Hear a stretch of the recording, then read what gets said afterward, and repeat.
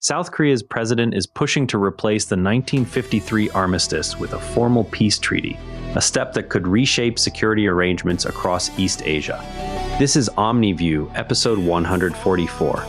South Korea's President Lee urged direct talks with North Korea aimed at replacing the 1953 armistice agreement with a permanent peace treaty. The proposal focuses on creating new mechanisms to manage tensions on the peninsula. The statement came amid ongoing friction over North Korea's weapons programs. Lee described the current arrangement as insufficient for long-term stability and called for structured dialogue to address the division that has persisted since the Korean War.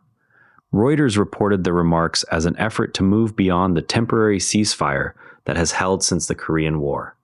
South Korean officials framed the initiative as a practical way to reduce the risk of accidental clashes through clearer rules and communication channels. North Korean statements have historically treated similar proposals with suspicion, viewing them as attempts to lock in the current division without addressing security guarantees. Regional powers such as China and the United States have interests in any change to the armistice structure because it affects alliance commitments and military posture in the area. The proposal highlights differing priorities between immediate tension management and broader questions of recognition and guarantees. Officials will now need to determine whether any initial diplomatic contacts can be arranged to test the idea of new monitoring bodies. Shifting now to events in the Middle East. An Israeli airstrike hit southern Lebanon early Saturday, killing 7 people according to Lebanon's state-run national news agency. The area has seen repeated exchanges involving Hezbollah and Israeli forces in recent months.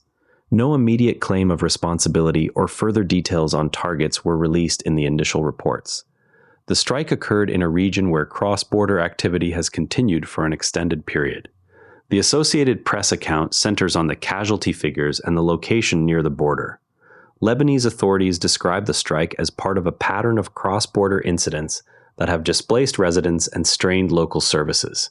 Israeli security statements have previously justified similar actions as responses to rocket fire or militant infrastructure, though no specific justification appeared in the first reports of this incident. Local reporting emphasizes the human cost in affected villages. Disaster response teams and border monitors will continue to track any further incidents in the coming days. Meanwhile, developments at a European border crossing drew attention from labor groups. Border workers' unions in Spain stated that authorities disregarded earlier alerts about rising migrant pressure at the Ceuta crossing. The comments followed a recent increase in arrivals at the Spanish enclave on the North African coast. Union representatives described staffing and coordination shortfalls in the period before the surge. The statements point to operational challenges at the land border with Morocco. Reuters coverage highlights the union's claim that operational warnings were not acted upon in time. Spanish government statements have pointed to coordination with Moroccan authorities and seasonal patterns as factors in managing flows. Local unions emphasize day-to-day resource constraints at the border posts, while national officials stress broader diplomatic arrangements with neighboring countries. The accounts differ in where they place responsibility for preparation. Union perspectives focus on immediate capacity issues at the crossing points. Spanish and Moroccan officials are expected to review coordination procedures in the weeks ahead. Next, conditions for a displaced population in Southeast Asia. Rohingya refugees from Myanmar living in Malaysia describe increased online hostility and more frequent boat turnbacks or detentions by authorities. Malaysia's government has tightened enforcement at sea and on land in recent periods. The community numbers in the tens of thousands and relies on informal work and aid networks. Reports indicate that public sentiment has translated into practical restrictions on movement and access to services. The Economist reporting focuses on the daily effects of public sentiment and policy enforcement on refugee households.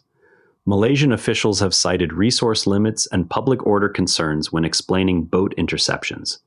Refugee advocates and community members point to the absence of formal legal status as the core barrier to stable employment and services.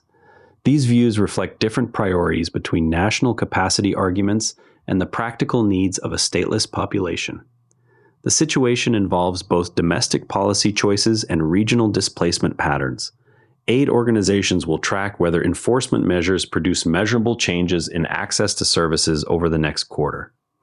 Turning to financial services, JP Morgan closed its banking relationship with the prediction market platform Polymarket in 2025, citing regulatory concerns according to a source familiar with the decision.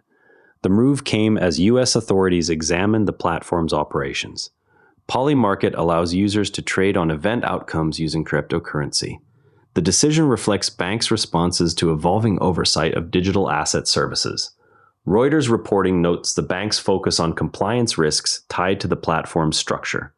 Financial institutions in the United States have faced increasing scrutiny when dealing with crypto-linked services that may fall under unsettled regulatory categories. The platform has maintained that its operations comply with existing rules in jurisdictions where it is active. The account closure illustrates how regulatory uncertainty can affect service provision for emerging financial platforms. Market participants will watch whether other banks follow similar steps as oversight discussions continue. In equity markets, quarterly disclosures showed measured positioning.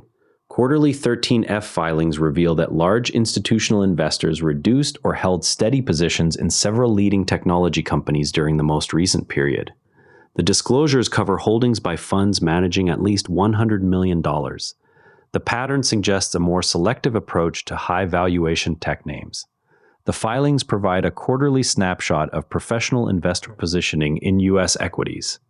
Reuters' coverage of the filings shows investors trimming exposure in some of the largest market capitalization stocks while maintaining broader equity allocations.